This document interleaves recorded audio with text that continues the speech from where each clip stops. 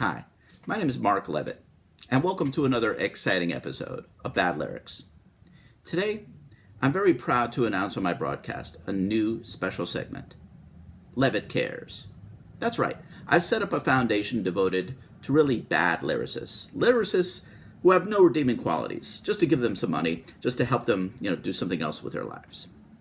So I hope you can donate to this in the coming weeks. But for now, let's dive in. Let's talk about the subject of my broadcast this week, which is Gary Puckett and the Union Gap. Gary Puckett and the Union Gap were a group that were popular in the late 60s and noted for wearing Civil War outfits. Now, I don't know who thought up this idea, who thought up this style for them to wear Civil War outfits. I don't think it inspires people to rock hard seeing that.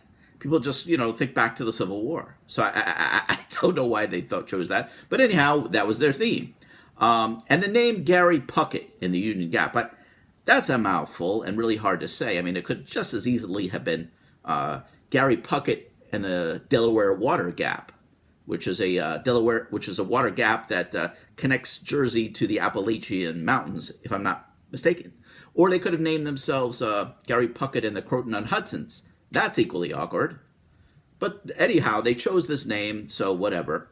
And although Gary Puckett and the Union Gap were a cheesy, formulaic band, I do actually like some of their songs. I do actually own their best hits album. But even though that's the case, even though I do enjoy some of their music, that won't prevent me from mercilessly lambasting their lyrics. I'm a very complicated guy.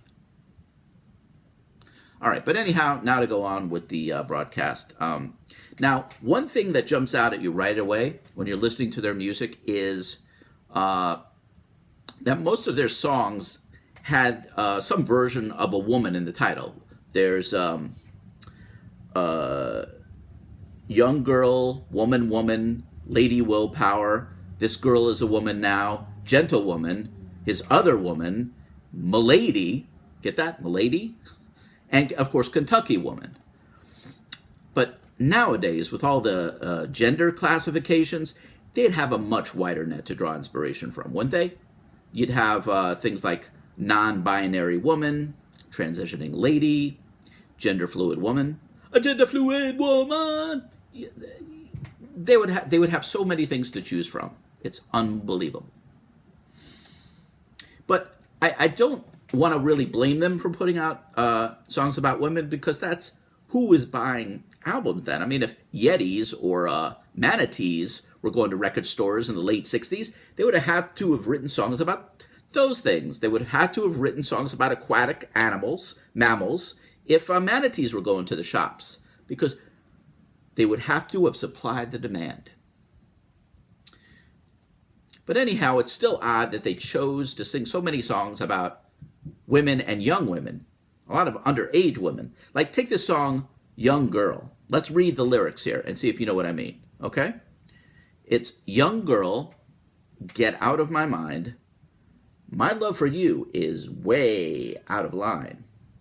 Better run, girl, you're much too young, girl. So here, he's saying that this girl is, he's obsessed with this woman. She's underage. But he's at least giving her the warning. He's saying, you better run, you better get out of here, because I'm trouble. I'm going to pounce on you. At least he's giving her a head start. I mean, that's nice, isn't it? The next stanza goes, beneath your perfume and your makeup, you're just a baby in disguise.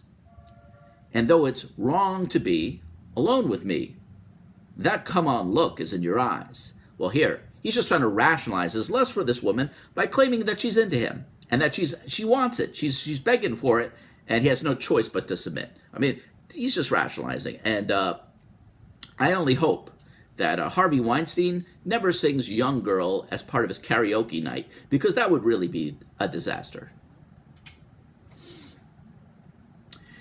The other thing, which is very notable about Gary Puckett in the Union Gap, is his high, soaring falsetto voice, which he conveniently exploits in every single song. Like a minute in, this guy is going for his upper register. It's like the sound guy came out of the booth and shocked him right in the nads at minute into the song. Like he's He's going, beneath your music and you, young girl, get out of my mind. I mean, I can't go that high, but that's basically what happened for him to hit those high notes. It just seems sort of artificial.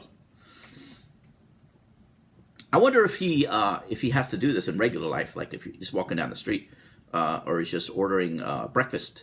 He says, I'll take a coffee, I'll take 2 creams, sugars, and I'd like to get 2 eggs over easy. I mean, that would be pathetic if people really expected him to start doing that. But, I mean, every song is like that, so can't really blame them. All right. Now, we come to this song here called The Common Cold. You like that for a romantic song, The Common Cold? Now, this is a unique song in the world of Gary Puckett and the Union Gap. Although it contains still all the same similar themes, some pathetic guy yearning for some woman, it has the audacity to compare this guy's love for this woman for the symptoms of a common cold. I guess it's better than comparing them to burning scaly rash or a bladder infection, but it's still not, one would think, not appropriate for a love song, okay? But anyhow, to dive in and read the lyrics here, it goes, my arms are shaking for you. They are aching to hold. I can't endure it. Please come back and cure this common cold.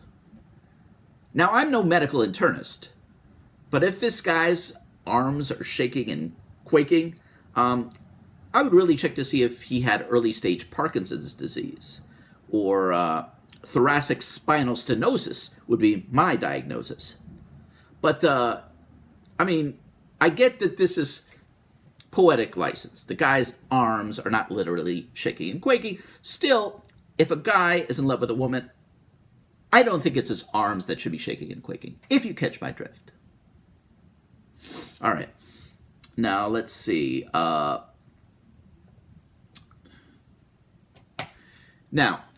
in the end result, I don't think it's entirely creepy that a group of 430-somethings dressed like Civil War reenactors are singing songs about having sex with underage women. It's really par for the course in this Me Too era, isn't it? It's like really normal. Just to hear the group of guys that confess their love for younger girls, it's like, yeah, what else? What else is new? Really doesn't faze you anymore. But I want you to take this with you. This is the end of my broadcast, but I do want you to take this with you. The next time you're out singing one of Gary Puckett's tunes, either in your shower or out of a car window barreling down the New Jersey Turnpike, keep in mind these dudes were just out-and-out pervs, and just adjust your behavior accordingly. Well, I hope you enjoyed this installment of Gary Puckett and the Union Gap. I've been your host, Mark Levitt, for another fascinating deep dive into the land of putrid lyrics and drivel. Till next time, I invite you to enjoy the rest of your life.